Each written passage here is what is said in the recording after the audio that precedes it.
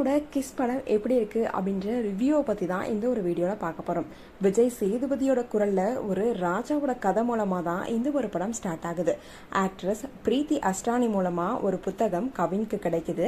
ஆனா அந்த புத்தகத்தை அவரால் திறக்க முடியல. அந்த புத்தகம் வந்ததுக்கு அப்புறம் யார் மொத்தம் கொடுக்கறத பார்த்தாலுமே கவினுக்கு அவங்களோட எதிர்காலம் தெரியுது. பிரீத்தி அஸ்டானி மூலமா இந்த ஒரு புத்தகம் கிடைச்சதால அந்த புத்தகத்தை பத்தி தெரிஞ்சுக்கிறதுக்கு பிரீத்தி கிட்ட பழகிட்டு இருக்காங்க. காதல் அப்படின்னாலே கடுப்பாகிற கவின் இந்த சக்தியை வச்சுக்கிட்டு காதலர்கள் எல்லாத்தையுமே பிரிச்சுட்டு இருக்கிறாரு. இந்த நிலையில தான் காதலே வேணாம் அப்படின்னு இருந்த கவினுக்கு ஆக்ட்ரஸ் பிரீத்தி அஸ்டானி மேல காதல் வயப்படுறாரு. அப்ப ஒரு காலகட்டத்துல பிரீத்தி கவினுக்கு முத்தம் கொடுக்கறா. அப்ப அவளோட எதிர்காலம் கவினுக்கு தெரிய வருது. அந்த எதிர்காலத்துல யாருமே எதிர்பார்க்காத விஷயம்லாம் இருக்கு. இதனால கவின் ரொம்பவே பயந்துடுறாரு. இதுக்கப்புறம் என்ன ஆச்சு, இந்த புத்தகத்துக்கும் கவினுக்கும் என்ன சம்பந்தம், கவின் எதிர்காலத்தை பத்தி என்ன கண்டாரு அப்படின்றதுதான் இந்த படத்தினுடைய கதை. அண்ட் இவங்க ஜோடி சேர்றாங்களா இல்லையா அப்படின்றத மீதி கதை அப்படின்னே சொல்லலாம்.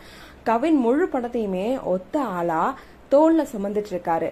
ஆக்டர்ஸ் ரொம்பவே அழகா இந்த ஒரு படத்தில் நடிச்சிருக்காங்க அப்படின்னே சொல்லலாம். ஒரு விஷயம் நடக்குது அப்படின்னா கொஞ்சம் அதை மெனக்கெட்டு பண்ணியிருக்கலாமோ அப்படின்ற மாதிரி தோணுது அப்படின்னே சொல்லலாம். இதுல டான்ஸ்ல பட்டையை கிளப்பிட்டு இருந்த சதீஷ் இந்த படத்து மூலமா டிரெக்டரா தமிழ் சினிமாவில் அறிமுகமானதுக்கு ரொம்பவே வாழ்த்துக்கள் அப்படின்னு சொல்லிட்டு இருக்காங்க.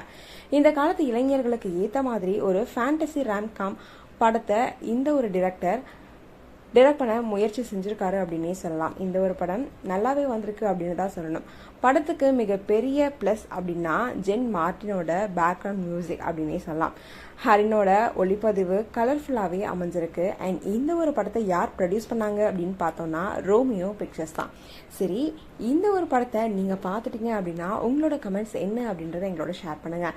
தொடர்ந்து அப்டேட்ஸ் பார்க்கணும் அப்படின்னா லைக் பண்ணுங்கள், ஷேர் பண்ணுங்கள்.